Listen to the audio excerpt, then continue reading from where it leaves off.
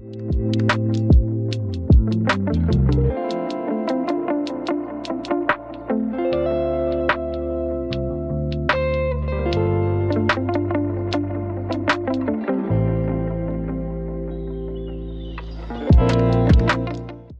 de scientifiques travaillent actuellement sur ce projet de Covétite? Alors on n'a pas de scientifiques dédiés, je dirais qu'on a presque toute l'équipe qui s'est mobilisée, on a travaillé ce qu'on appelle en task force. On était confinés, hein, comme tout le monde, et laisser des scientifiques un peu créatifs et imaginatifs en confinement, c'est pas bon.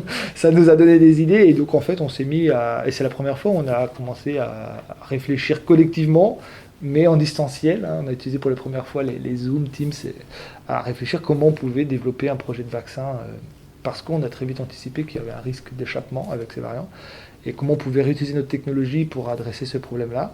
Et donc je dirais qu'il y a pratiquement toute l'équipe, on a été en tout cas au début 5-6 vraiment chercheurs à le concevoir, puis après on s'est mis à quasiment une quinzaine de personnes, ingénieurs, techniciens, chercheurs à faire le travail.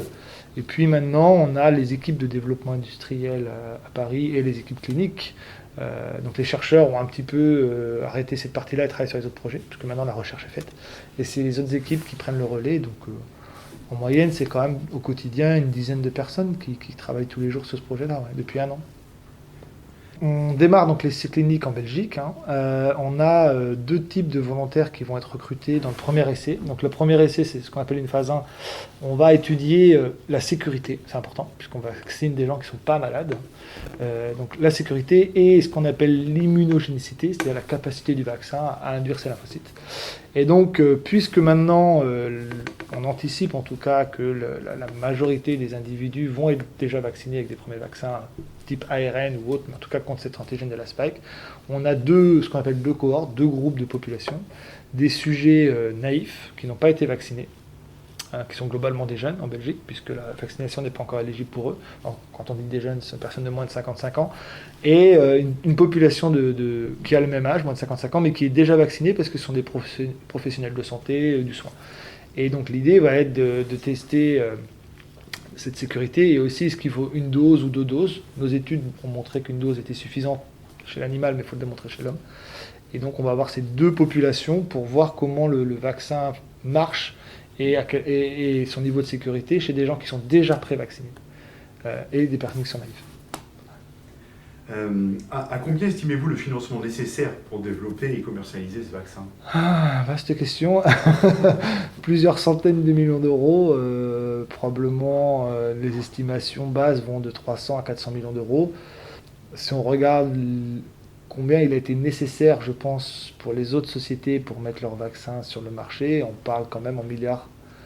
On est plus proche du 900 millions, voire plus d'1 milliard, 1,5 milliard, pour certains 2 milliards de financements qui ont été mis, que ce soit chez BioNTech, Pfizer, Moderna, AstraZeneca, Johnson & Johnson, les Novavax. Donc c'est des montants très très importants qui nous paraissent un peu fous aujourd'hui. Ouais. Donc on a démarré, et ça c'est important, je tiens à le rappeler, souligner, c'est avec une première aide de Nantes Métropole qui a monté un fonds Covid pendant la crise. Donc on a bénéficié, je ne sais plus exactement le chiffre, mais d'un peu plus de 200 000 euros, ce qui nous a permis, nous, de faire les tests en laboratoire, de risquer, de dire ok, on fait cette recherche, ça ne marche pas, on arrête, ça marche, on continue. Puis ensuite, on a annoncé, on a eu une première aide de la BPI, donc c'est la Banque publique d'investissement en France, c'est l'organe de financement du gouvernement, pour nous accompagner sur la fabrication du premier lot clinique et de la première étude clinique, ce qu'on appelle cette phase 1. Donc là, on est sur quelques millions d'euros. De mémoire, je crois qu'on est dans les 5 millions d'euros. Et puis, on discute maintenant à la fois avec des industriels, à la fois avec le gouvernement français, avec aussi des instances au niveau européen, pour voir comment on peut financer la suite. Parce qu'effectivement, ce n'est pas une petite société comme la nôtre qui peut lever des centaines de millions de capitaux. Ça, c'est inaccessible. Alors après, comment on fonctionne ou comment on finance, il y a un petit peu d'aide publique. Et puis, alors, quand vous êtes une start-up au tout début, vous avez beaucoup d'aide publique.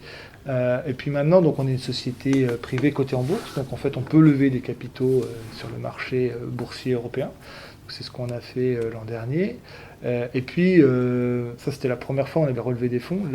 L'entrée en bourse, elle a eu lieu en 2015. Et entre 2015 et 2019, il n'y a jamais eu de levée de fonds.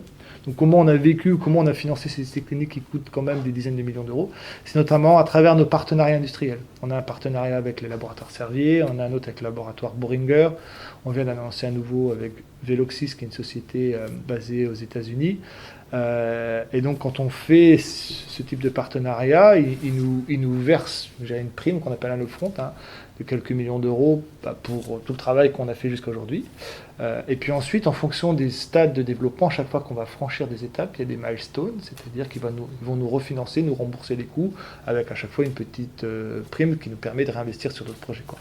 Donc c'est un peu ce financement qu'on utilise, qui est complètement différent de la start-up, qui sont beaucoup plus sous financement public, ou d'autres grands groupes qui sont vraiment purement des financements privés, levée de fonds, investisseurs, quoi. Est-ce que vous avez eu des discussions directement avec le gouvernement français et est-ce que vous avez déjà des commandes du futur vaccin que vous êtes en train de mettre en place en France et également à l'étranger? Donc on a des discussions, effectivement, on a encore, et j'espère qu'on aura toujours des discussions avec le gouvernement français, que ce soit les différents ministères.